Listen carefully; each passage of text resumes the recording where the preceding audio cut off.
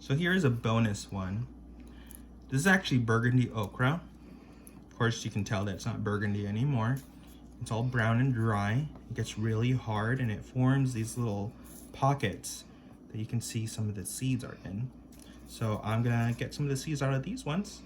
These ones are really easy to get to. So what I like to do is start from the top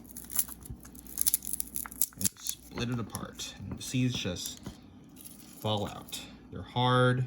If you feel any wet seeds, honestly, I would just throw them away or continue to dry them. It's your choice. And absolutely love saving from okra.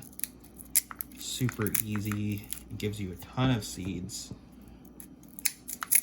Burgundy okra is a kind of heirloom okra. So make sure you only grow one type of okra if you're gonna try to save the seeds. So I think just a little bit left. This is the last of it. And just from that one pod, we got a ton of seeds. So these may look dry, but they still need to dry a little bit more for a week or two for any excess moisture to be removed.